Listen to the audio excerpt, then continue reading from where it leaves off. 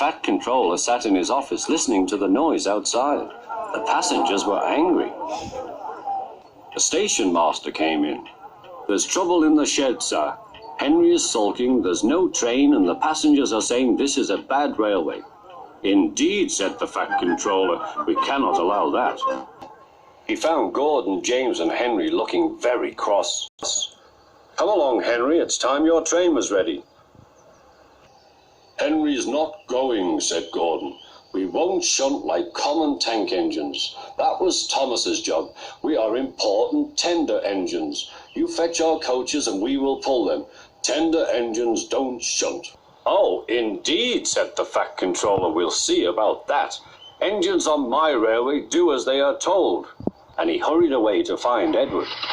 The yard has never been the same since Thomas left to run his branch line, he thought sadly. Edward was shunting. "Leave those trucks, please, Edward," said the fat controller. "I want you to push coaches for me in the yard." "Thank you, sir, that will be a nice change." "That's a good engine, off you go then."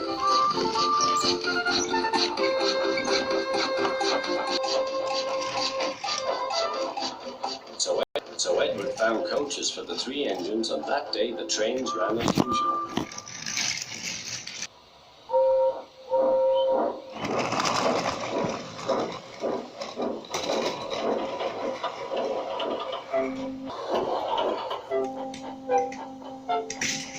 But next morning Edward looked unhappy.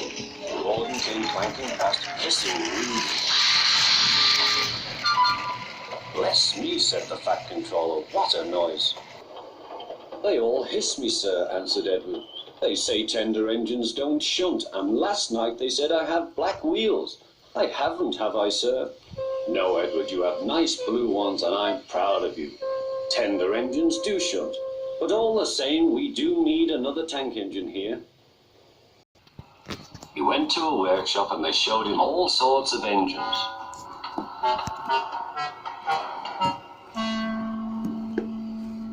At last he saw a smart little green engine with 4 wheels.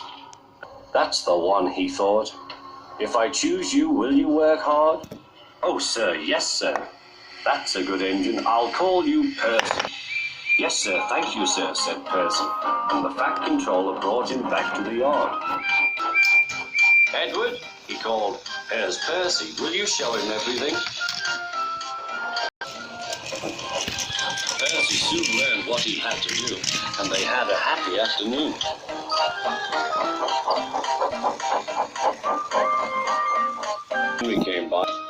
Henry came by, hissing as usual.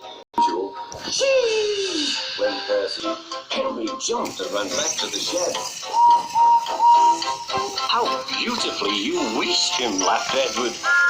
"I can't wheesh like that." "Oh," said Percy, "that's nothing. You should hear them in the workshop. You have to wheesh loudly to make yourself heard." Next morning, Thomas arrived. "The fat controller sent for me. I expect he wants help," he said to Edward. "Shh, here he comes," replied Edward. "Well done, Thomas. You've been quick. Listen, Henry, Gordon, and James are sulking. They say they won't shunt like common tank engines. So I have shut them up, and I want you both to run the line for a while." "Common tank engines, indeed," snorted Thomas. "We'll show them." "And Percy will help too." "Sir, yes, sir. Please, sir," answered Percy. Edward and Thomas worked the main line, greeting each other as they passed time.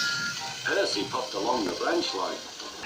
Thomas was anxious about Annie and Clarabelle, but both driver and God promised to take care of them.